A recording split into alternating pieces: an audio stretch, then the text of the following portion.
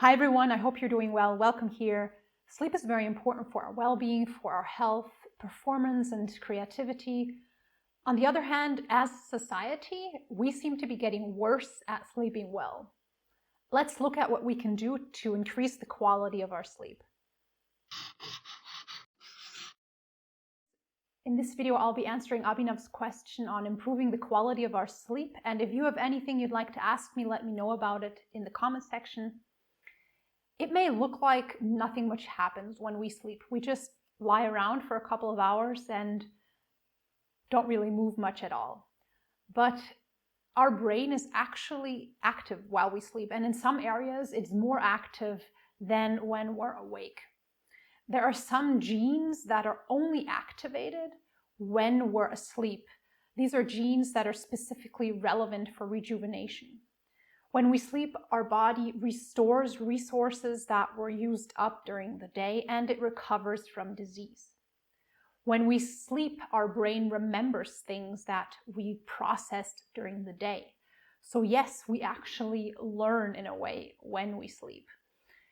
Sleep improves our concentration, the functioning of our immune system, and it stabilizes our mood.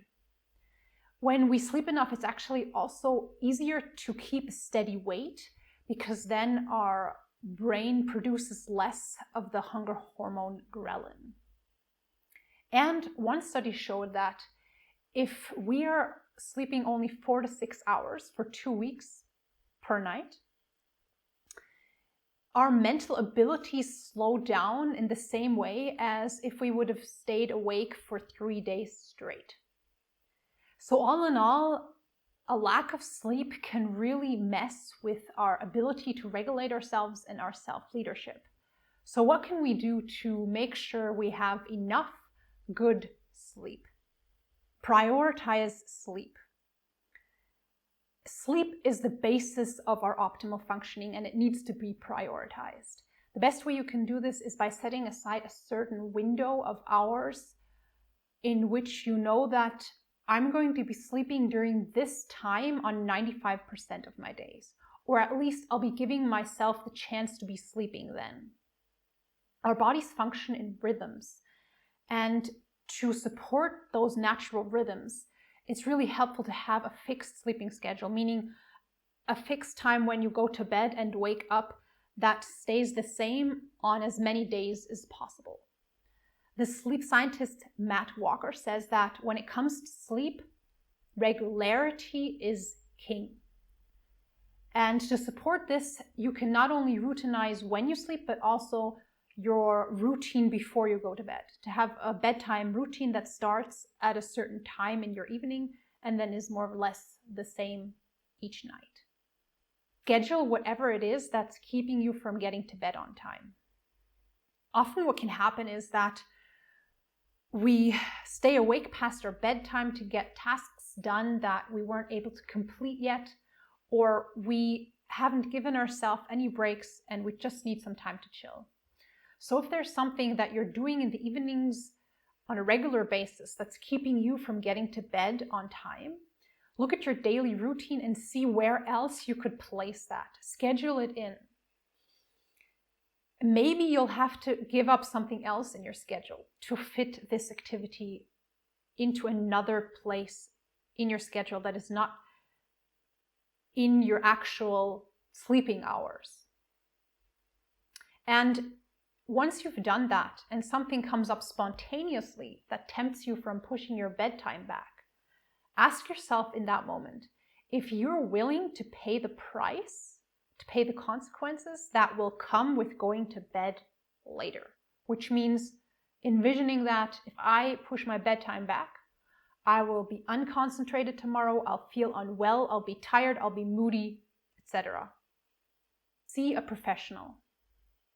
If you're regularly dealing with a bad quality of sleep or not being able to sleep even though you're feeling tired, like not falling asleep in the evening or waking up again at night and then not falling back to sleep, or waking up too early in the morning, see a doctor or psychotherapist. There are many possible physiological and psychological reasons that could be behind an insomnia issues. So you'll probably have to find out first what is the cause, what else is behind the insomnia, and solve that before your sleep can improve.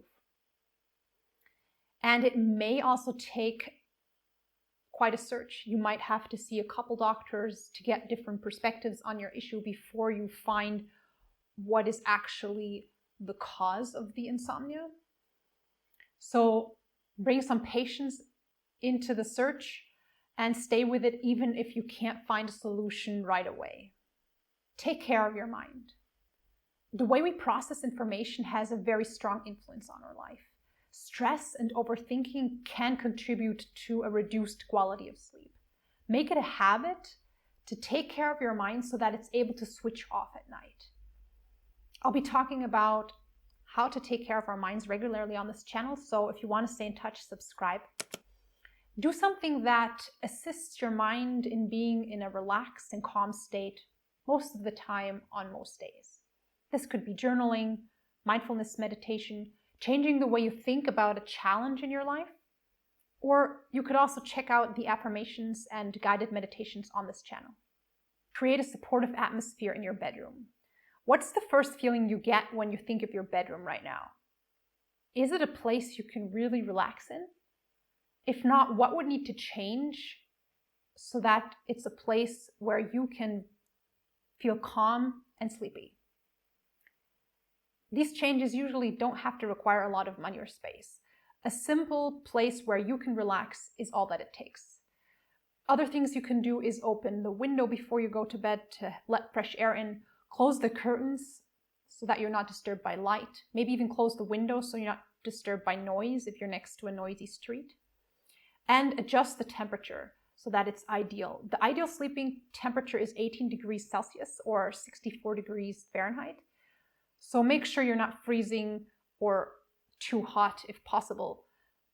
Use a hot water bag, do something so that you don't lie awake because your feet are cold. Eat or drink in a way that supports your sleep. This obviously includes not drinking caffeine or energy drinks in the afternoon or right before bed. And perhaps you could even try how it changes your sleep quality if you would cut these things out of your diet for some time. Also, it means not drinking alcohol right before you go to bed, because alcohol actually, although it does help fall asleep quicker, it increases the likelihood you'll wake up again during the night. What's also helpful is to eat light food and not to eat directly before you go to bed. Avoid naps during the day. Taking naps, especially if they're pretty long, can reduce the quality of your sleep. So avoid them or reduce them to very short power naps. Physical exercise and movement. Physical exercise and movement during the day increases the quality of sleep. And what you can do here is to observe what time of the day is best for your sleep quality, because some people notice that they sleep worse if they exercise right before they go to bed. Healthy light exposure. Light regulates our sleep-wake cycle, and it's important for us to get enough light during the day, but it's also important to not overstimulate our brains with light in the evenings and during the night if we wake up. Studies show that artificial light in the evenings influences our biorhythm, and especially the white light actually reduces the production of the sleep hormone melatonin. And there are specific night shift modes on most devices that filter out this white light so that your brain is not overstimulated with light in the evenings. So you could check out if you can turn those on your devices, and if not, you could also get specific glasses that filter out the white light for the evenings. Also, what you can obviously do is to avoid turning on the light if you wake up at night. Work on your attitude towards sleep. In society, we have many attitudes and beliefs about sleep that are detrimental to our health because they suggest that sleep is not important or something for lazy people. Like sleep is a waste of time, you can sleep when you're dead, or money never sleeps. These beliefs make no sense whatsoever if we want to live a happy and healthy life in the long run. So what we can do is develop attitudes and beliefs about sleep that are grounded on evidence-based science that will help you get enough sleep.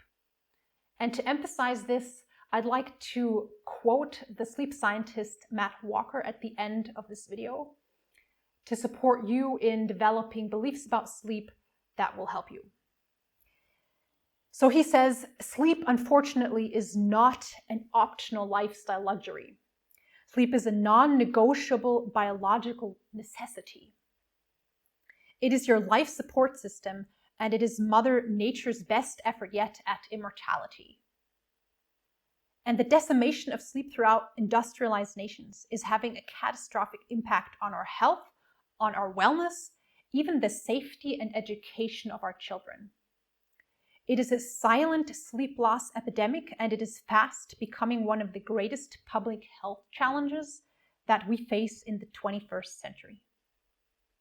I believe it is now time for us to reclaim our right to a full night of sleep, and without embarrassment and that unfortunate stigma of laziness. And in doing so, we can be reunited with the most powerful elixir of life, the Swiss Army knife of health, as it were. I hope there was something supportive to you in this video. If yes, please leave a thumbs up so that YouTube knows it's something worthwhile to recommend to others. Take care of yourself, take care of your sleep, and I look forward to being in contact again soon. Bye-bye.